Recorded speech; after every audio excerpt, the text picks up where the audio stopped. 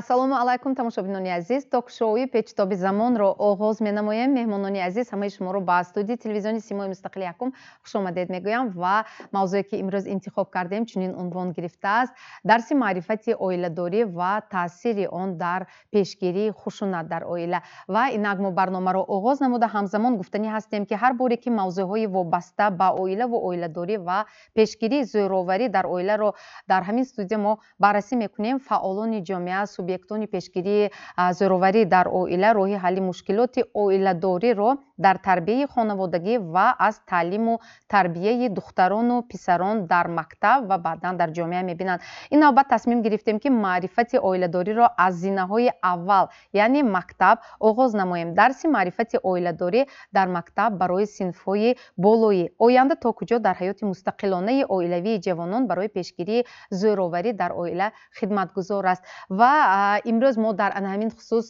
суҳбат мекунем. қабл аз оғози суҳбат дар ин студия ман таклиф мекардам таваҷҷӯҳи худро ба экран равона кунед, як пурсиши афкори ҷомеа, баъдан суҳбатро бо шумо оғоз мекунем.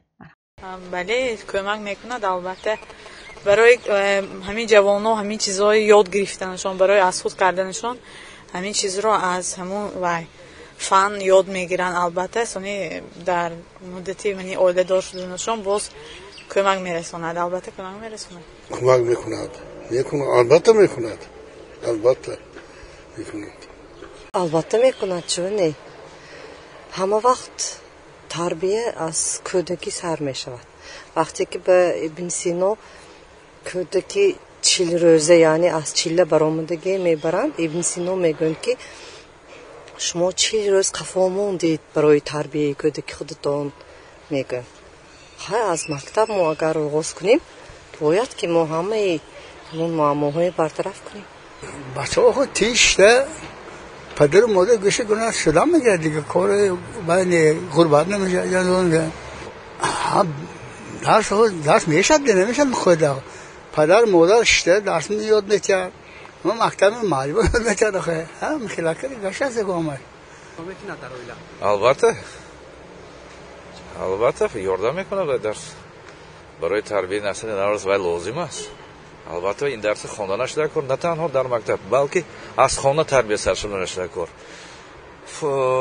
заминаи асосӣ дар оила мешавад. вай мактаба бало мондан дар кор не. албатта хонва тарбияи насли. мавз тайёр ненга пор. хуб, устодони азиз, кадоме аз шумоён дар мактаби миёна хуб дарси ҳамин маърифати оиладориро барои хонандагон хуб таълим медиҳед? кадоме аз шумо? шояд ҳама дар навбати худ. майлаш. мо суҳбатро дар ин студия оғоз менамоем. аввал мегуфтед ки ба чӣ хотир, бо кадом мақсад дарси ҳамин маърифати оиладорӣ дар мактабҳои миёна барои хонандагони синфҳои болоӣ, яъне асосан синфи 10 роҳандозӣ кардааст? муаллима, шояд шумо мегӯед. марҳамат. ман бо фикри ҷамъият розӣ ҳастам ки тарбия оғоз мегирад, асос мегирад аз оила. лекин дар мактабҳо ҳозир соатҳои дарси маърифати оиладорӣ гузошта шудааст, барномаи таълими ва фақат ки ман мегуфтам ки ҳамин дарсе ки мо мегузошта шудааст барнома ва бачаҳои таваҷҷӯҳашон хеле зиёд бо шавқ онро интизор мешаванд. ҳамин дарса, ҳамин фанни маърифати оиладориро вақте ки хонандагон ҳамин дарс оғоз мешавад, бо таваҷҷӯҳи зиёд чӣ мекунанд? гӯш мекунанд. саволҳои зиёд медиҳанд. баъзеашон агар мо ҳамин тасаввур кунем, агар дарсҳо иштирок кунем, агар мебинем ки синф гӯё ки ба ду гурӯҳ ҷудо мешавад. баъзеҳо чӣ мегӯяд, нақс қабул мекунад худаш ба баъзеҳои бачаҳо ва шӯхиомезона, яъне ҷиддӣ қабул намекунад. фаҳмо, ба фикри шумо чӣ? хуб, ман кӯдак масалан дар ҳамин сину сол барои худаш чӣ гирифтанаш мумкин аст аз дарси маърифати оиладорӣ, яъне хонандаи синфи 10? албатта, раҳмат. хонандагони синфи 10 аз дарсҳои маърифати оиладорӣ бисёри маълумотҳои ба худ даркорӣ меомӯзанд. аз он ҷумла хонандагон масалан муносибат бо ҳамдигар ё ин ки ҳурмати, албатта дарсҳои маърифати оиладорӣ ҳамаи намуди тарбия омӯхта мешавад. масалан ҳурмат эҳтироми калонсолон, иззат намудани хурдсолон, ё ин ки муносибати ҳамдигар, ё ин ки эҳтиром кардани омӯзгорон ин омӯхта мешавад. Албатта ин фанни зарури аст. Ҳар як хонанда ин фанро албатта бо шавқу ҳавас меомӯзанд ва омӯзгорон низ кӯшиш мекунанд барои ояндаи ҳамин хонандагон ё барои ояндашон. ва خودتون شخصا استاد در مکتب میانه درس میگویید. زمانی که شما مکتب خوان بودید فنی معرفتی اویله داری گذشتگی در مکتب خواندگی هستید؟ راستش میگویم اون مکتبی که ما خواندیم این درس در برنامه نبود. ما در دانشگاه و الحال در برنامه تعلیمی بودن آن مثلا جای دادن همین درس معرفتی اویله داری رو شما جایز میحسابید؟ درست است؟ البته ضرور است. و باوری دارید که خوب طالب علمان از اون برای خود یک درسی واقعا معرفت گرفته میتونن معرفتی اویله داری رو. خب اضافه کردنی هستید مرحمت؟ شما گفتن خیلی دشوار، لیکن وقتی که همین درسی معرفتی اویله داری رو به برنامه تعلیمی گذاشتن این چی میگوید و این مبرم روز است. مسئله خیلی مهم است، زیرا که در این سن سال جوانان قبولشون چی میگوید نقش میبندد و خاطرشون به آغاز میشود همین درس از یک مهر و محبت. وقتی که معلم درس رو آغاز میکند و اول اویله چی بودنش رو به خوانندگان بیاموزد. اویله این اتفاق آزاد صاحب اختیاری که در اساس مهر و محبت و یکدیگر فهمی برپا کرده میشود. البته توی معرکه ها این خیلی نغز است، خوب است، لیکن مسئولیتی بلندی زندگی رو از جوان ها چی میکند؟ انتظار طلب میکند. برای همین ما باید که خوانندگان به همین چیز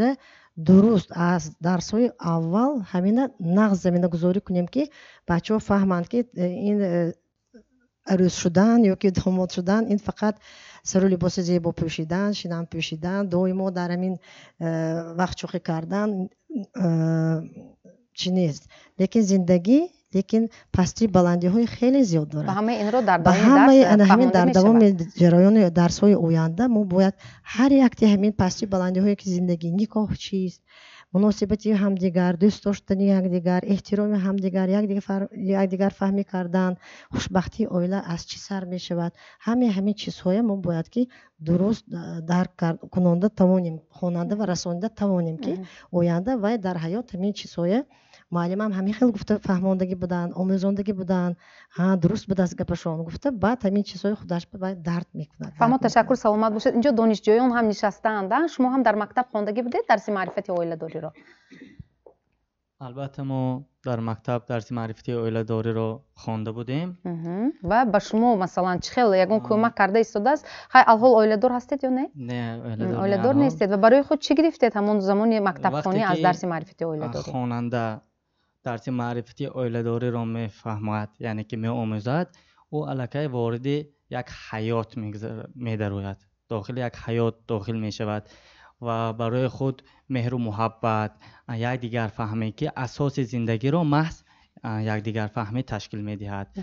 و برای همین یک دیگر فهمی را استوار نگاه داشتن او چیکار کردن را میآموزاند. محض او همین فن معرفتی اویله داری تمام جوانان، تمام خوانندگان را به حیات آماده می‌سازد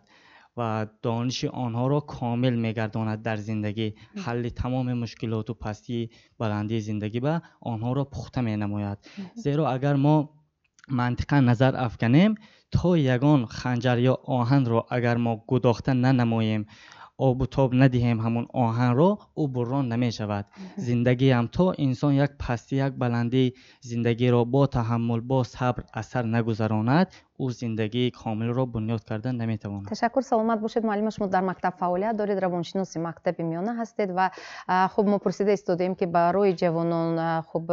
نورس هم گفتم ممکن بوده که 16 ساله همگی شاید صنف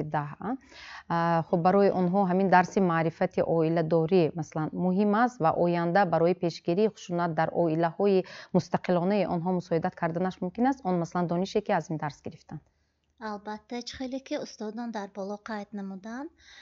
درس معرفت عائله داری بسیار این درسی که خواننده تحکرسی همین درسی که و از خود میکند پایه‌گذاری همین درس معرفت عائله داری در زندگی خودش امون رو و قبول میکند و بعضا از تجربه های همین گفته های استادان به خودش ضروری رو درک نموده از آن استفاده میبرد. اکنون باز یک چیز را قید نمودن جایز است که همین اصلا همین برای چی محض برای صنفی ده همین را میگیرن. چرا؟ وقتی که خصوصیت های سن و سالی میگوییم که همین دوره و از سن نورسی قدمانی به سن جوانی میشود. برای همین از صنفی ده آغاز کردن که همین معرفتی طرز اویلداری، آداب معاشرت، احترام کلانسالان. مثال بعضا خواننده ها فکر میکنند که خیلی که معلومه در بالا قید کردن بعضیشان شوخی آور میفهمند. لیکن بعضی هاشون به همین درس بسیار معقول همین با دقت گوش کرده میشوند، انتظار میشوند هفته یک مرتبه اگر همین درس شود و همون درس رو با منتظری انتظار شده گوش میکنند. این کم است یا زیاد هفته یک مرتبه؟ 45 دقیقه به فکر من کم. زیاد کردن ممکن اگر پیشنهاد شود حتما. اکنون استاد من بسیار میخواستم که با شما صحبت کنیم. نگاه کنید تا این دم و اندیشه اودیتوری رو یعنی مهمانان رو هم شنیدیم. بسیار یک نکته های عجیب مهم و ایدئالی رو برای ما گفتند و باشد که همین طور هم باشد که هر یک خوب نورس نابالغ 15 یا 16 ساله این موضوع رو خوب قبول کرده تواند. اکنون در این سن و سال فهمیش کودک چه میشود؟ شما خودتون هم روانشناس هستید که همین مسئله های مهم عائله داری رو درک و قبول کرده توانند و آینده در زندگیش مثلا اون رو به کار برد. دوره هایی که ما کودک بودیم و دور نکن 10 و 11 هم پایدن در کار نی 13 هم 14 هم البته اینها همون 11 هم 10 هم مکتب های کلینیکی برابر اینها همه جهت به پیش برفتگی همه جهت به اینترنت اینهای پخته کرد معلومات یونانگی پخته کرد همدیگر به من انگور دیده چمک میزند این یادریگاهش به میگود خلاص این خبرهایی که داده میستد اینها علاقه پیشرفت میکند پیش کمی حالاس که پیش میبرد اینها دوره‌های ما بین که این صورت نمیگیرد اینها حالاس که میبرد این حالاس میکند بنابراین این صنف هفتم که هشتم به احتیاج شدن در کار حالی و 10 11 نه 10 11 علاقه عجوش موندگی گیت آرام گیت کن همون صنفی 7 و 8 بودگی شنده علاقه و به گپ‌های خوش رو در کار بنام به برای اون که همون شیر نجیشه داخلش به یک چمچمه یک کافلستان مانید و کاف زنه نمیبرد خب که میشد همین خیلی تکیه گذار کار اصلا برای درس معرفتی عائله داری گذاشتن استادی پرقوت در کار گید اگر همین خیلی گپش فهمانده نتونه این بچه ها مسخره و دچار میشد بیایید تو من یک تحلیل خوشرویی میکنم همین بچه ها وقتی که درسی معرفت عائله داری استاد یکمین دفعه درآمده استاد میگذارد میآموزد با برابری درس آموختن معلم میآموزد و همین کمبودی هاشه همین جاهایی که سسته همه هاشه و به دکار نه استاد زور بودگیش و فقط کمبودی میکواد و کمبودی میکواد همین معلم کمبودیش میکواد گید حالا ایدئال نه آدم هایی میخواد آدم ایدئال نه آدم نیست معلمان دیم ایدئال نیست میاندیم یک جای دیگه دیم کمبودیش کودک همین خیلی گنده کی گید همین میآورد و زیرک و همش و یک تا چیمنی کو 20 دیگه باشه چیلته چیمه چیلته گوشای من همین میکواد همون به وای گید کیم گوش کردنش دکار تا کدوم درجه گوش کردنش دکار البته خودش به میداند البته آموخته شد میداند و کیم گوش کردنش دکار چه گوش کردنش دکار منم مثال برای من صنفی اهم شخ بهتر برای چه؟ چون сильные умы они всегда будут непослушными ага گوش نمیکنند چه من با معقول گید همون سیلنی اومی گوش نمیکنه دیگه گوشش به احترام بقرمه اهم جای اهم مرکبی حاضرنگی درسی ها های من معلم ها هستن چه در دانشگاه چه در مکتب ها بچه ها نمیخواند و زدن در کرمی دادوی بوچی جیغزدن در کرمی نخواندگیش به اشتراف کردن کدوم ساحی قبول نکنید نمیخواد خواندنه من ادا 10 درس با بوده کتاب تیت که خوانده نمیبیاد نویسنده تیت که خوانده نمیبیاد همه چه چاره های چه کدام ممکن منیم اهم من دادی زور من ایننده مجبور میشیم که ما سخن پیغمبر علیه السلام گوش کنیم از علم آموزاندن زیرکی بهتر است مایلش نمیخوانی تو عقل زیرک شو گوش کن هر یک انسان هر کیمند یک جایی نقضش بتون گنده نیکو رسما نیکو همه جایی نقضش یافته گفته میتونستی شو اهمیت دیگه چرا ما نمیتونیم همه انا بنابر همین این بچه ها شکل بازی شکل افسانه همین یک شکل های معمولی که دیگه گفزلون کردن در کار که این نامش ارینتیر میشه همین بچه های کلش بیام گوی تمیخ یک باید دکار نویگاتر دکار معلم همین ماندنش دکار همین وقتی که خشونت سر میشود میگوید منم میفهمم که کلنی نو حالی بی عینی طلبه های معلمش می آموختی گوی میرد گید این رزوی چی کلی نو یک هفته 40 روز بکرم دادگین این رزوی چی کلی نو شاورش می آموزد شینوخیزش می آموزد گاوزنانش می آموزد جوهی سلابش می آموزد قایناش میگذارد قایناش هم مطلبش می آموزد امک پاچاش میگذاره این نکند نمیشد گید اگر خواهد که مثلا همونجا رفته زندگی کند باید این که به همیشه اجیتی پسیکولوژی اجیتی روانی همیشه شناختنش دکور اگه این زی شود این ارتیست که شود می همش به رول بازی که اینش به دیگه خیلی هم میشد چون کند با آموختن باید میشد خودش به موفق گازدن دکور گید اگر خواهد که اویل رو سخت دارد اکن شوهرش به معقول باشد جان و دیلم فلان دنی خانی تاریک به بریم به برو باشکلی و قیسینیش این کلش گرم کند هم تو آمده گدیگر ها چوکت تو من به تاریم تو کلمه تو هم تو میگید و انالیز نیست کو ای بچه‌ها انالیز نیست کو یک تا یک کوه همینجوری میگم برای اون که همین سخنم سخت تصدیق شود یک دختری که شوهر میکند خانه شوهرش بمیرد همون مادر عروس و خواهر عروسش یک تا گوید یک گریبان سر برادگی فقط شش به گنده کنه منو میزناند 10 سال از اوبش همین شش گاب میکشند فقط میزنه 10 سال 10 سال صبر فقط اینکه یک مادرش بود خونشانده همین مادرش ما آمده همین گپاشو گفت دختر کم صبر کن بچم صبر تلخ نکن میوه شیرین میگه خداوند تبارک و تعالی محتوى من این طبقاند صبر این گیرو صرف کن نمیگوید و تو امکانیت میتید قدرت میتید که تو همون صبر خودت به برقرار کرده تحمل کنی فهمیدستم انسان اره خودش خواستنش نکنه با برابری از خداوند طلب کردن این تکیهگاهی روح خداوند تکیهگاهی روح همچنان که ما بالی زمین برای میریم روحی ما هم باید تکیهگاه داشتنش دکار تکیهگاهی ما زمین پچک نمانیم را رفته نمیتونیم لیکن روحی ما تکیهگاه داشت همین تکیهگاه باشدم تکیهگاه رفته نمیتید محبتی که نسبت به زن دارد محبتی که زن نسبت به شوهر دارد همین گوید نشان دادن به امکانیت میتید خودش بس کو انا همین براش این دختره که آمده میپسد میگه که صبر کن از خداوند صبر کن صبر طلب کن میگه دخترش به همین تکیهگاه میشد سخونی مادرش اگر اینم از الانگه تیدو یک تا همون شمی بیا اینجا بیا تو که میسوی دست زننده بس تو طاقت کنی میتونی من تو آمجی اینولید کنی گیران نمی بیام گفت اد میگیره دیگه شو نکند ولی دیگه دستی به دست منم گابزنانه بینید کو اگر این که همین خیلی که گفت این الکه تکیهگاه داشت این الکه یک تا مددگاری پیدا شد که همین کلش به صبر کردن خودش به یک قدرت پیدا کرد صبر کرد دست ولی 10 سال مادرش مرد من اکو تکیهگاه نیست و دیگه اکو نمیود اکن هر هفته با خانی مادرش میمیرد اکن این خواهر عروس مادر عروسش میگید که این اکن بگوید بواش مدگی این بازی میرد اونجا یا یکون کس که ملاقات بکند میام اونجا دیدستانه خوش رید چکده کلمان این هم تو شش بگود شش کلش بزد ها گفت در حقیقت مادرش مدگی این رفته گفت یک روز دراز اونجا چون کند من این دفعه اونده که رخصت پسید گفت که شوهر مهربان من خانه مادرم روام را بیا همه هر دفعه هم با شروط را مادرش را هم تو رفتم به 2 ساعت شوهرش پایده سکی میرده کن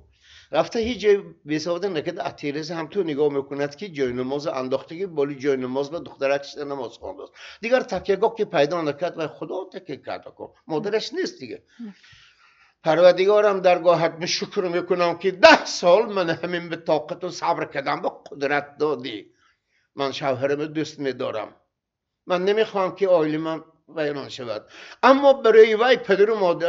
مادر و خواهرش رو من بد کرده نمیتوانم بگنده کرده نمیتونم من برای وی بنابراین همین تو من التجا میکنم که شوهرم به همون اصلی واقعی معلوم کن شوهرم آدمی خوب است اما در احاطه سخنهای نادرست گرفتار شده است که میگوید این عقبه تیریزی میشنود من این میدراد آغوش کرده میگوید که این نوری چشم من تا امروز چشم من کور بود در حقیقت خدای تو و خدای من به معلوم کرد گشت آمده مادرش که خارش میگوید که از این دفعه اگر تو درباره زنی من به من بدگویی کنی من شما را به اعتبار نمیگیرم. این عائله مستحکمی زور شد اکو 10 سال پایدن ضرور بود مثال 10 سال همین صبر کردن ضرور بود می همین دخترک به ناآموختگی میگه من نگاه کنم شاورتون دونه خانه بدرم دیگه سیکین گوکی تو من خیلی انتقام میکنی من یا برای این های مادرت و پدرت احترام کن انتقام کن بریم به برای گوش کلیس چی به مبنی ادریکش به زیر میگه من چیزی کار میکنم کامرش اینان حاضر قلای شده که کوکم به چی من کارهای خانه کده میگردم یا همه ماده دیگه کارهای کده میگردم و چون این بدگویی اینهای تو فاش کردن دکار اینهای سخستانه دکار نه من با باور کنی شود گفت من یک جای مایده تری نیشه گفتم انا بنابراین این وقتی که همون بچه های مکتب خون به علاقه قصه های خوشرویی میگوید و همه های اختیارش میمونید که وحو فکرهاش بیان کند تو کیم چقدر که تواند یکون تا این نامعقول گفتن دکار نی فکرت نادرست گفتن دکار نی هر کدومش به احترام گذاشتن دکار معقول فکرت گفتن دکار لیکن همش که جنبه شد استادانه باید که اینو جنبه کرد که همون گپای زدگی طلبه ها دونشنده باشد همش قناعت من شود من همون وقت ما موفق میشیم که یک ساعتی ما مضمونی یک اثر داشته است. بله تشکر سلامت باشید. тамошобинони азиз ба дигар шабака пайваст нашавед бо симои мустақилӣ якум бимонед бахши реклама. тамошобинони азиз шумо ток-шоуи печтоби замонро тамошо карда истодаед ва мавзӯи суҳбати имрӯзаи мо дарси маърифати оиладорӣ то куҷо дар пешгирии хушунат дар оила мусоидат карданаш мумкин аст ва инак мо барномаро идома медиҳем. бо вуҷуди он ки мо аз зинаҳои аввал яъне мактаб ё ин ки мана оила ва баъдан мактаб тарбия карда истодаем бозам оилаҳо пош хӯрданаш мумкин аст. албатта ҳар як ҳодиса ҳолатҳои худро дорад сабабҳои худро дорад лекин дар ҳамаи ҳолат як чизро ҳамаи мо мушоҳида кардан мо мумкин аст чаро ҳамин ҷавонон зиндагиро сабукбор қабул мекунанд. муаллима ин савол аст маслан сари зулфи ту набошад сари зулфи дигаре ё шавад обӣ нашавад лалмӣ шояд таъсири шахси сеюм аст инҷо ки маслан занат маъқул нест дигарашро мегирем ё шавҳар маъқул нест хеле ки устод гуфтан ҳеҷ гап нест шавҳар пурпур ин гуна андешаҳо ҳаст ё ягон чизи дигар аст инҷо ин таъсири ҷаҳонишавӣ аст ин чи аст умуман равоншиносон нисбати ин масъала чӣ мегӯянд? дар раванди анамин дарси маърифати оиладорӣ бо як мисол масъалаҳо мо хонандагонро равона месозем аммо ҳамин мегӯем ки духтаракҳо ё ҳамин навҷавонҳо баъде ки ба оила рӯбарӯ мешаванд тамоман ба кулли фарқ мекунад ба маънои чӣ имрӯз ҳамин телефонҳои мобилӣ телевизорҳо ё ин ки тақлидҳои мо ба сериалҳои гуногун таъсир расонда истодааст фикри мо ва ин оварда расонида метавонад ё ба мисоли дигар нафари сеюм таъсири нафари сеюм аст ки оилаи ҷавонҳо ва ҳеҷ боки дахолат мекунанд яъне ту хавотир нашав агар ягон чӣ бошад ман ҳастам аз ман дилпур бош ё мана ба мисоли дигар телефон ҳамин телефон ба мо зиёдтар таваҷҷӯҳ мекунем ҳамарӯза ҳар ахбор шарт нест ки ба хонаи модар равад ё ба хонаи худи хушдоман ҳамин дохили хона ба чӣ гап мешавад байни ҷавонон муҳим нест ва аз дохили хона берун барояд бинобар ҳаминҳо ҳам таъсир расонда метавонад. ба фикри ман яке аз сабабҳои хушунати оилавӣ дар замони имрӯза ин дар тарбияи кӯдак нақши ҳам падар ҳам модар хеле калон аст лекин аксарияти анамин оилаҳо ё падар ё модар дар муҳоҷират мебошанд ва онҳо аз тарбияи падар ё ки модар дур мондаанд ва ба фикри ман дар анамин дарси маърифати оиладорӣ анамин аз тарафи омӯзгор анамин муносибат дар оила бо падар бо модар чӣ хел ба роҳ монда мешавад аз нигоҳи ҳуқуқӣ аз нигоҳи фарҳангӣ анамин кӯдаконро ҷавононро наврасонро ба фикри ман ба ҳаёти оянда омода месозанд ки ин хеле нақши хеле калон дорад ки анамин кӯдакон ки бепадару ё ки бемодар ба воя расидаанд онҳо чӣ хел муносибат кардан وقتی که اویله دار میشوند چه مناسبت کردن نمیدونم تجربه ندارم. درس معرفت اویله‌داری این نظریه است و نظریه کدام وقت عملی می شود وقتی که عمل میکنیم یعنی تجربه حاصل می شود همون وقتی که جوانان اویله شخصی خود را اویله مستقل خود را برپا میکنند اما در نوبت خود معرفت اویله‌داری یک زمینه هم شدنش ممکن است به شرطی که آن را واقعا هم استاد بسیار یک چی هم اشاره هم تاکید خیلی خوب کردند که کی وای درس را به خوانندگان میگوید کدام آموزگار وای مرد است زن است جوان است کلان سال است سابقه دار است یا کم تجربه تر است کی مثلا در مکتب ها کی همین درس را میگذارد تا اونجایی که شما میدونید مرحمت معلم این یک مسئله خیلی عجیب است وزیر در مکتب ها معلم های همون پسیخولوژی درس نمیتینو هر خیلی معلم ها درس میتینه برای همین مو انامین به اویله دوری درس اویله دوری مو خیلی خوب نمیگذرد منم همچون معلمی زبانی روسی یک سال در صنف درس گذاشتم لیکن بچه‌ها این درس رو خیلی معلومه خیلی که گفتن دوست می‌دارن با انتظار میشون این درس رو طوری هم شده است که یگان نفر طلبه صنفی همین نزد شما اومده مثلا گفته باشد که از همین درس چرا آموخت یا اینکه این درس برای وای پسند نیست یا استاد مثلا درس رو خیلی که وای میخواهد گفته نتوانسته استاد از همین گونه حالت‌ها بود با وای صحبت کرده اید بعضا همیشه میشن که دخترها مراجعت کرده بودن که معلمه همین درسی که مثل ما می آموزن معلمه با پورگی نمیگویند یک با پرده و یشکدی نازکش نمیگویند و هم تو مختصر گفته میگذارن ما بسیارتر خوب میشد که چقدر فهمانده شد و روشن‌تر وقتی که ویا آغاز میکنن میگن پسرها مو خلال میرساند گوش کدام به نمیمونن یگان خیلی لقمه پرتویی میکنن انمی جهتاش به دخترها معقول‌تر که بیشتر معلمه با درباره همین موضوع اویله داری چقدرتر مثل اونجا درباره خوشدامن میشده صحبت یا که مثل اویله که همونجا و عروس شده میرد دربار میگیرد اعضایان اویله آن همونه دربارش بسیارتر شنیدن میخواهند آموزگار اکن با یک با پرده پوش یک مختصر گفته میگذارن پوره و کده نمیگذارن چقدرتر نمیستن بنابر همین هم شاید به جوانان این پسند نیست اما دخترکان نگاه کنید که خیلی با شوق فهمیدن میخوان یعنی زندگی رو اویله خود رو داشتن میخواهند اما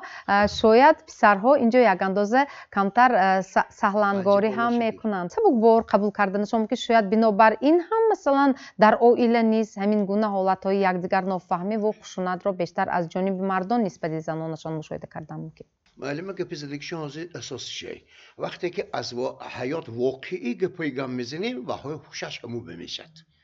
از فهمیدید همینه و هو ریال فکت دکر گپای هوایی علاقه شنده شده که دلش به زدگی خونش برفتگی معلمش گفته که رو برسیم به دستی و واسپیتاتینی چه سوای گفته که دلش به زدگی و علاقه اینها شما فقط دکو من هم تو بود من هم تو شد من هم تو شد و ها همون خیلی زندگی نمیکند یا گفت زندگی گوید شابلون نیکی یا همه یا خیلی شود لکن زندگیش به یک کار فهمیده میتوند بنابراین و به شاقوار همین کی گوید و به فقط گوید این یک کم گپشان هم گفته که شون تپتیریم همین در نظر دارتون که یک تصنیف به پسر دختر شند دخترها 3 سال عقل بالا اپسر همین پسیکولوگ میداند همین پداگوگ میداند که این دخترها میگفته که گپش پسرها نفهمیدش که خیلی میکنه به نمیفهمد به فهمشش تا این درجه نه این میخواهد که چقدر فهمد این حال سطح ایننده نیست هم به مولی دخترها پسرهای سیمپانکش نظرش نمیگیرد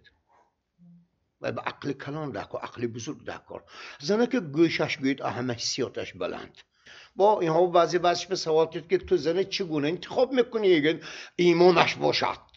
ایمانش باشه خودش نمیفهمد لیکن همین گپه میگوید ای داداش گفتگی بو واش گفتگی ویا تو ریزی رفته میتی دادی بعد خواستگاری ما ریزی رفته میتی یک محبوس رو که یک ماه یک بار رفته ایستاده و صحبت نمیکنی یانت بگیران نمیشینی یک تا که خوشرویی نمیزنی اگه تو به ایمانش میفهمی تو گیرم داد به نوگات میگه درست اتبکر گیرم میبی شود او بن شود لالبی منم که پیش شما سر میشه همین خانه‌دار شویم همین زمان به دیده که من گپای خودم میگم این همتیکا وای بود ایزاه برای اینا اگه خفه نشوید اینا گپای من قبول است به همین گپی شما بود گپی من گوش کنید همین پسرک زن نگرفته است همین من سوال کردم که تو کی به تیار میشی برای همین زنگیری گب کدام پارامترهای میگه زیهای میگه می کدام وقت می تیار بیاید میشه میپرسیم یک باره بیاید از شما میپرسیم مرحمت کدام وقت شما برای عائله داری برای زن گرفتن مثلا عائله دار شدن آماده میشوید به فکر شخصی خودتون کدام وقت وقتی که پولتون بسیار شود کدام وقت من وقتی که عائله دار شوم در آن وقت تیار میشوم که با خود یک تجربه داشته باشم یعنی که بسیار زن گرفته نه نسبتی وقتی که من حیات زندگی میکنم مقصد من در یک جا تنها زندگی نمیکنم مخصوصا مثلا در دهات می همسایه دارم هم قشلاق دارم همین رفت زندگی آنها را من مشاهده میکنم وقتی که زندگی آنها را مشاهده میکنم جهت های مثبت همین مثال به خودم میگیرم حالا حاضر شما برای عائله دار شدن آماده نیستید همسایه ها رو آموخته وقتی که تجربه مقایسه میکنم آنها رو تجربه کدام سن سال عائله دار شدن رو شما برای جوانان مثلا خوب بهتر میدونید وقتی که کدام سن سال برای عائله دار شدن برای جوان خوب است به فکر شما از نگاه خود شما جوان از نگاه من پس از 24 25 بالا تشکر. وقتی که 17 18 اینا الکی چه غوره خام میگنجه ما با خودش نخواهد هیچی تو بین خودت نخواهی حاضر تو بین کنه میخواست واقعا همسایش بیام نمیگونی فقط بالا دیوالانده بودید تو کنه وقتی که من عملی نمیگردانم وای دانستنی من تو خواستی حاضر گفتاستی نبین رویش ها تاییدی مقصد تا که دیگه رو حاضر من معلمه همینجا گفتم که жизнь коротка, надо из каждого человека брать все хорошее. گفتم این فکری تو گویی زور میگم من به معقول شدم لیکن آخر این طریقه همسایه بومش به برنده نگاه کردن که نمیشه تو کی به میگویی گپی من درست فهمیدید قوتش به حزم نباشد اگه میداند که از من گفتم همین حزم نباشد همین نمیرد گفت تاچ کو میفهمی و به حکم پرموی فهمیدو سگم بالی بمب میبرد کده به هر حال نظارت میکنن امروز جوان که خب چی باید کردن تا که برای عائله داری آماده باشه بحث و علاقه مشاهده کار باید باشد جمعیت مرحمت بیاد همین دخترک رو میپرسیم خیلی سرخ شدید لیکن این موضوع است این برنامه است اندیشه شما هم همچون یک نفر دختره که قدر است برای ما خیلی مهم میباشد با اندیشه شما چی همین از درس معرفت عائله داری در مکتب که شما در وقتش خوانده بودید برای خود چه گرفته توانستید شما باوری دارید که آینده در زندگی شخصی شما اون دانشو به کار میآید یا اینکه درس نمیشد نه درس میشد در حقیقت همین فنی معرفتی عائله داری برای ما ضرور است برای آنکه مثلا ما از اون درس ها یاد میگرفتیم بسیارتر در عائله بیشتر اول باید یکدیگر فهمی باشد و باز نسبت یکدیگر ما محبت پیدا کرده باشیم در عموم همین اگر همین فن ضرور نمی بود برای ما این چیز را پیشکش نمی کردند یگون نفر هم صنف شما پس از ختم مکتب میانه شوهر کرده است در سنی مثلا 18 سالگی 18 سالگی ها شوهر کرده است و امروز زندگی او را شما مشاهده میکنید یا خب میبینید که وای خوشبخت است یا چی خیر یا کمتر خام است پخته شدنش تجربه حاصل کردنش لازم نیست البته در سنی همون 18 سالگی وای جوان است تجربه عائله داری و کم ناظر ما پرسیدیم که در سن چند سالگی همین جوان پسر خانه‌دار شود خوب است گفتند که 24 25 سالگی برای دخترکان کدام سن و سال رو شما خوب میدونید تا که در آینده در حیات مستقلانه خودتون گفتید هم دیگر فهمی باشد اون دانش‌های نظریه‌ای که گفتند در عمل مثلا اون رو واقعا هم پیاده کنند کدام سن و سال خب سن سال در تاجیکستان از 18 سالگی معین شده است و ادامه آن شاید شما دانش خود را مکمل کردن میخواهید خواندن میخواهید در کدام سن سال دخترک سن سال 21 22 سالگی تشکر سلامت باشید آیا واقعا هم همین درس آینده برای همین عائله سالم و مستحکم برپا نمودن جوانان مساعدت کردنش ممکن است بله چنانچه که گفتیم در مکتب‌های میانه فنی معرفتی عائله داری یعنی که مونده شده است دوامی انامین فنی معرفتی عائله داری در فاکولتeti پسیخولوژی یعنی که کورس‌های 4 و 5 در فنی انتخابی ما انامین فنی етика و پسیخولوژی عائله داری را جاری کرده ایم که در همین کورس ها етика و پسیخولوژی عائله داری درس داده می شود یعنی که الکای در این کورس ها دخترکان عائله دار هستند یعنی که پسر بچه ها عائله دار هستند дар ҳамин фан дар дарсҳои амалӣ ҳамин дар рафти оиладории онҳо яъне ки аз таҷрибаҳошон яъне ки аз рафти оиладорӣ аз мушкилоташон онҳо гуфта медиҳанд яъне ки ин чуноне ки мегӯем дар ҳамон аудитория мемонад махфӣ ҳамин духтаракон келинакон ҳамин мушкилоташонро мегӯянд дар ҳамон ҷо худи духтаракон ҳалли онро гуфта медиҳанд барои пешрафти оиладорӣ чуноне ки 10 асрори муҳаббати оиладорӣ ҳаст дар ҳамин як асрораш ҳамин хел омадааст ки ҳамин 4 калимаи сеҳрангез аст аз 4 калимаи сеҳрангезро мо бояд дар ҳаёти ҳаррӯзии худ истифода барем на танҳо ба шавҳар инро мо метавонем ба фарзандони худ ба хоҳарон яъне ки хушру хуштоману анаминҳо ки ман шуморо дӯст медорам ана ҳамин 4 калимаи сеҳрангезро на ҳар кас ҳар рӯз анаминро истифода мебарад духтуро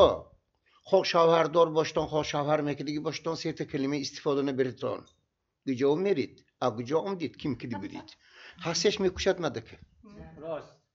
تماما نپرسم بتون نپرسد همینه علاقتش خزده بداد چرا به چه خاطر برای چی این همش دیوید میکنن مرد گفت نوباوری بتنیگم این نوباوری نسبتی مرد بتنیگم اکنون این پس زدن شأن و اعتبار یا حقوق همون زن نیست که مثلا وای حقوقی حتی پرسیدن ندارد از شوهرش اما شوهر از زن پرسیده می‌ایستد دانش اگر نگاه دارد همه بلند اعتبار میشد سیت این سوال بنی دیگرش هم نگاه دارد اصلاش شما مابین گپی منو بردید ما گفتید که قبقتی گپت به من یا بر پسام چی گفتید و گپی منو گوش نکردم اندید شما گفتید که 3-4 نفر رو پرسید بعد ادامه میدیم اکنون ادامه بدید بله میسی پرسید قبط یا همین رو من سوید دادنم در البته چخیلی که ما استاد قاید کردم معلم قاید کردن همراه هستم البته موضوع دور نمیرویم درسی معرفتی اویله‌داری رو یک متخصص درس گذاشتنش لازم که برای اون که همین هر یک خواننده صنفی ده در سن سالی تقلیدکاری مثلا به هر یک کس به استادش به مثلا هم محلگانش یا اینکه اون سراینده ها در کینوها رول میبازن اکتورها تقلید میکنن در همین سن سال است مثلا وقتی که ما یک موضوع رو فهمونیم همینه درست فهموندن در کار که با قبل استاد تو برای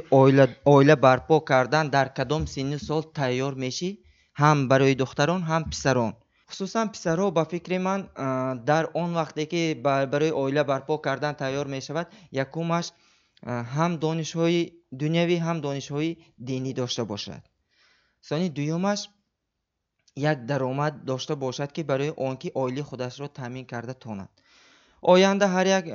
اویله بعد اویله برپا کردن البته فرزنددار می شود و فرزند رو یا اویله رو خوراندن پوشاندن وظیفه این یک عهده‌داری مسئولیتی کلان است البته برای این خوراندن پوشاندن این کمکی مثلا یک پدر یا اینکه اکا یا همسایه برای در نزد زن این مرد رو میشکند همگی یک چند دقیقه بعد دیگر شبکه پیوست نشوید با سیمای مستقل یکم بمانید بخش رکلامه این پیچتابی زمان است و ما صحبت را در استودیوی پیچتابی زمان ادامه میدهیم. معلم در فرجام برنامه خوب پیشنهاد شما آیا واقعا هم فن امروزی معرفت اویله‌داری که در مکتب ها درس خوب جاری است و گفته می شود برای پیشگیری خوب خشونت در اویله یا اینکه پیش روحی همین جدا شوی پشتکاری اویله ها رو گرفتن مساعدت کردنش ممکن است؟ البته درس معرفت اویله‌داری این یک درسی که سرخشتی اول حساب بشد برای همین مؤسسه یعنی که خوانندگان صنفی ده معلمه پرتجربه که از همین زندگیش تجربه زندگیش مثالهای بیشتر هم دینی و هم دنیوی باشد هم برای خوانندگان یک درسی باشد که از همون خوانندگان بخلدار شده در آینده همین درس رو پیشه کنند یعنی که از همین درس یک چیزی به خودشان ضروری گیرند. تشکر استاد ما تا این دم پرسیدیم گفتند شنیدیم و در فرجام برنامه من بسیار میخواستم که خوب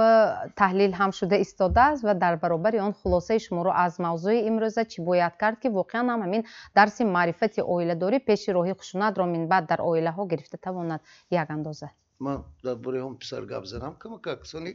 این موضوع میگذارم. موضوع دوربین نبریم که کی گفت من نمیدونم. لیکن یک خاطر نبرد. یک تا بیرق 5 متری برای ساختن منتوناکش به 10 متر 15 متر گید چقدرناکش به 4 متر 5 متر اوای به فون تامه گذراندن دکن سونی وای بیرق راست میستاد درباره پولداری بی پولیشه گازداستیان ریسک پروردگار دادگی همانده علاقه تعیین نوشته شدگی اول ریسک اضافه شود کیم خواهد میگیرد کشته میگیرد همه تو حیران میشکی چون اما برافت کده وای ریسک از آنی تو نیست همون این آیت قرآن لیکن درباره من گازدگی میگم که من صنف 7 گفتم صنف 8 گفتم علاقه این صنف میجوشد aynı وقتی جشتنش دومی گپم گوش نکردی تا که اینو چقدر خاموش کنیم گفته همون چونچیه که شیر به مانده میشد و همون شیر کف کردن بالو که جشته برفتم نمیموند برای بچه کدوم یکی من سوال نداد شما همتون روی یکی تحلیلاتون من با قرآن سیه که من میمونم میبرم نشد استاد شاید همون فنی معرفتی اویلادوری رو در صنفای همون 7 و 8 گذاریم دکار نه من معلمی پسیکولوژیش خودش کفایه گپی من کدام به صنف 7 8 به علاقه پر کارکنی یاد دادن دکا حاضر زمان به صنف 7 به دخترها گفتن دکار که ماسترس و کلینر نی ماسترس و از صنف 7 یاد گرفت نمی‌بینی من صنف 7 میخونه 50 سالت میکنه چندی پیچانه میکنه و به فقط پول دکار که گرانتی و فقط خریدنش قین و آموختنش اینترنت هم میآموزد کی اکنون گوید وی کدوشونم بعد گوید چیست و هر کی و نمیکند که چیز خریدن نمیتیاد کو کد برودو مگزین ببر فروش آنیوگش دیگریش سس آنیوگش میخوریم گفتن دکار ولی میگم دیومش پسرها گوید ماشین شتن به اور بکند گید یک برام یک تا کار کردن به اور بکند گید صنف 10 وقتی که من میگذارم فقط این که من درسم گید نه معرفتی اولیداری نه من این وقتی من نام بیام درسم ایتیک استیتیک بدین ابراز چیز نیست میگه نامش ایتیک بتون دیگر چیز عقیده و اخلاق کنگه این پیش هستم میشلینی تفکر بچه تفکرشو بیدار کردن از این بچه ها فکر کنی به تنبل گوید همش فکر کردن نمیخواهد گوید شوندگیش گوید داناگیش همین گوید نه و شوندگیش هم گوید داناگی نه من هم همیشه گمان میکنم من شوندگی میگم من حالی دانا نه من همیشه گفتنم دکار که هیچ کی نخواندگی باشد نه شوندگی باشد من که گفت میگم برای اون که پسر زنداری به تیار شود و باید اینکه داند که یک آدمی نه تربیت کردن تیار سنش دکار و زنش تربیت کنش دکار گید قرآن هم همین مسئولیت اویله هم زنش هم فرزند اویان تولد میشتی که گردنی مرد بماندگی گید و زنک بماندگیش نگید گردنی مرد ماندگی تو باید زنت تربیت کنی گید احتیاط کن زن و فرزندان خود را از آتش دوزخ با طاعت مانده که نه تنها تو محافظت میکنی اینجا تا حتی تو آینده آخرتش هم اینو تو نظر بگیشته رفتار کردن دکار گفتگی گید بنابراین هر یک جوانی که 18 سالش هم تیار میشد و یعنی اگر یک استادی درست باشه باشد گوزنان میکردی باشد عقلش پوره باید کند ترقی کرد من باید گوید 18 سال هم تیار میشد و به 21 پایدنش دکار نیست و 18 سال حالا که پول کار میکردی میشد و حیران نیمم من گجا میدونم زی میخونم دیپلم میگیرم گجا کار میکنم چند پول میگیرم اینو که میتونم باید بدیم حالا که پول یافت دانست پول یابی آسان بوده که راهش پول یابی همیشه آسان کیه شما نمیتونم خیلی که میگردید تو من میتونم پولیابی آسان بودی که چون که این فقط کالکتی کار کردی دانستن دکار کدام منبع ها کدام زیای کار کردن دکار مردم به اهم طلبات کدام به همین کار وزرس کنن دکار زبیت اهم یکم جا میسد یکم فرش به برفتگی باشد به چند کس خواهید همیشه جلب میکنید گوید اعضای اویله همسایه دیدید که من برفت دست بیدید انا بنابراین من میگفتگیم برای بچه ها شما باید اینکه چیزه دانیتون هر که نآموخت از گذشت روزگار هیچ نآموزد ز هیچ آموزگار اول کنون نگاه کن یکنون 1000 سال پیش من همون گپی میگفتگی من حاضر من خاطرتون بگیرتم خداوند تبارک و تعالی برای انسان 7 دروازه رحمت داده است و این دروازه های رحمتش را در بلندی جای داده است این دو چشم ما دو گوش ما دو بینی ما و یک دهانی ما اینو دیدید 7 دروازه رحمتی پروردگار با همین سر به جدا تقسیم نقد قلنگ اینجا هوا یا اونجا تقسیم کدیگیش نمیده همیشه بلندی به جدا بر آنها سردار تعیین کرد و آن را از آنها بلندتر گذاشت این سردار عقلی ما گید بی همین عقل یگان چشم کشاده پشت نمیشد گوشونده پی نمیکند بین نمیگیرد این دهان گید یگان خیلی لذت سخن گفته نمیتونه عقلش همین من یکتم کو بایش همین دخترها آکن گوش کنید چی میگم. وقتی آمدن شوهرت را بدان و که بیاد تو حرکت کن دخترم که 7 دروازه وی رحمتی وی پوشیده نشود. یکم قبول شوهر تو ضرورش چخیر میشد وی با برابر آمدنش روی حول و تازه و آزاده و گلها هم مشعت چنگ تازه شدگی شیشه دیریزی و درها پاک کدگی باشد که این چشم حضور کند درباره همه لذت دیگر یکان فکر نماند که تو تنها کند. دویم همه چیزهای افلاسی من سرای گشتن در کار خاطرتان باز منم کلان سالان میدونن که قیناشان زیفتگی نماند رفته شدیمی در را گیر اینو گفتگی ما اقلا ویشه همین گشتن در کار که بش موقعش به سرایت نکند با برابر آمدن ها گفتگی ما اودیت می گفتگی یک نوی ریسک نویستگی جاهای گفتن در کار نیه و به شاورش به زیهای اودی ما گفتگی ما میشه و بگید صحت سلامت آمدید می جای کارتان تیج می خودتان دستلینی ها درست می و این گوشش بگید آوازی فارم روانه کند. این سخنهای زیبایی که از دهنش این دروازه های رحمتش اگر گشاده کند و خوشدل است و میخواهد که بعدی کار راست خانش بیاد و الکی چشمانش گوشش بینیش این سخنهای جوابی میگفتگیش الکی تقاضا میکند که گوید عمده به وقتر شنوم منم به وقتر گم گفته پیش نمیره بعد و ساعتی 2 شب نمیبیاد آشناش که چغزده نمیگردد منم یکتاش دویمش بچه های حاضر گفتاستیم که درباره اخلاق و تعلیم و تربیه بچه ها خودش زیگفتنی گپ تعلیم و تربیه و اخلاق زیگفتنی گپ شما زیبه فهمیتون یکون سه یکون تا همین شبلون که هم تو چیم هر یک کس به یک چیم یک باره شروع تربیه شود نیست دست خیلی چیز این فقط راهی از معلمه گفتن باگیم افسانه کدی واقعه های ریالی میگن ریالی استوری میگن چیز نیم همه حیات گفتگی ها که همین ها که گوید ما تربیه که میتونیم همین دلش به یک تو آتشک در گیران تو نخه حتی که به خشکی خاله که میشد میتونه نقشه اون تشاب اون تو دلش به زدگی گفتم که من بچه این گپا گوش نمیکنه ده همونه اما همون شوخی که زمین بزنید آسمان و حلاس میکند وقتی که درباره زیبایی میگوید و ابرزم میدرارید و تصور بکند که همین سیب دیداست و میبیند که یک طرف از درد و یک طرف از گفتار شما وابسته و چخی که و به شرط میتید بیان میکنید و همون تصور که ابرزم میدراد و سیب خوشرویی میبیند بو کنید میکند نه سیب دستشنده میکند گید و دستشنده ابرزنده و الکای و احمقات دانش به آب شده میشد گدانش آب ببنده چون شما آب سیراب این بسیار هم با مزه گفته که تعریف میکنید و ابرز بدرارید و یونانگیش 92 جمعه یک میزند جیمشین گفته چون که و مشغول است مشغول فکر گفتن و فکر کردن است چرا ما همین نمیکنیم چرا همین کودکای مشغول نمیکنیم همه گپ همیننده نامش مشغولیت لیکن ما مشغول نمیکنیم مشغول فکر کردن نمیکنیم همین شعله علم دلش براشن کنتم و اینجا که مکک شعله پیدا شود و شوق پیدا کند معلومه که شوق پیدا کند اینش تو اینش شوندنی گفت پایده میستاد ما باید خصلت ما های همین حکایه گفته روان حکایه ما سالکک درستور از بس که شهر میتیم نیمش ما دیگه بس فردا ما گیم و غیره ببینید دکور نیه نبروی تنفس بیام گوید این درس ما عمالی جواب میگیریم یک شما 1 ساعت خالی میکنیم دومش گوید میگید چون همین خیلی شاخ پیدا میشد که اگر همون دومش نگید شب خوابش نمیبودگی میشد همون شوخ سیمفی همون شوخی که میزه بزنی اصلا حالاس میکند من که میگم که من اینو میگم اگر این دفعه شما دفترتون بنویسید من به نشان تیتون که فهمیدیتون و نمی نویستی گنبر یکان تا فهم دفترش نیست یک تا اپشتیتر از 16 تا فهم بگید خیمه همینجا متماتیک همینجا فیزیک همینجا بیولوژی همینجا مکتب خواندگاه خواهمتون میدونتون خود یک تا اپشتیتر که 11 صنف رفتگی ها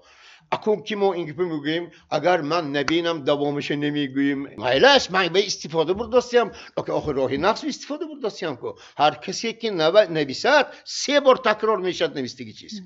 یک بار نویسندگی اهمیت میتید دوم میبیند که خطا کردی نمیگفته سعیم خودش شوندگیش الکی 3 بار تکرار شد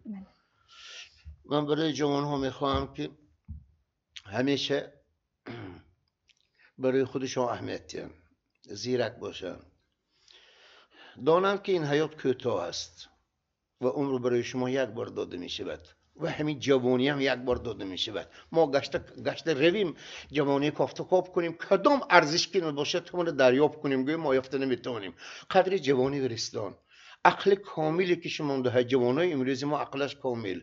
حاضر به همتون به بخت سعادت روزگاری تینج امنیت خوشبختی ها همتون سلامت باشید. اگر یگان نفر شمایان وابسته به موضوع پیشنهاد داشته باشید شنویم. خوب میشد اگر همین فنی معرفتی اویلادوری رو متخصصان گذرانند، متخصص پسیخولوگ، زیرا که در موردی همین در روند درس ها اینو ترینینگ های پسیخولوژیکی شناس میشوند. داخلی همین ترینینگ های پسیخولوژی کاری گروهی هست. در مورد کاری گروهی هر یک وضعیت هایی که در اویله سر میزند به واسطه خودی متخصص اشتراک کرده ایستاده این یا اون راهی معما رو حل مینماید. مثال گفته میتونم به همین وای خیلی در مورد یک موضوع پیشگیری زوروری نسبت نورسان یک موضوع بود. همین دخترک دعوای شهوانی رو در مورد کاری گروهی صحنه بازی کرد و ماه سیوم بعد تعطیل اومد ماه سپتامبر همون دخترک از حیات خودش گفت که رحمت به شمایان که همین موضوع که من رو شناس کردید زیرا که بعدی پسری امکم از روسیه آمدن اتفاقا با من دعوای شهوانی کرده همون موضوع به من امکانیت داد که من خودم رو احتیاط کنم. بنابر همین من بخواستم این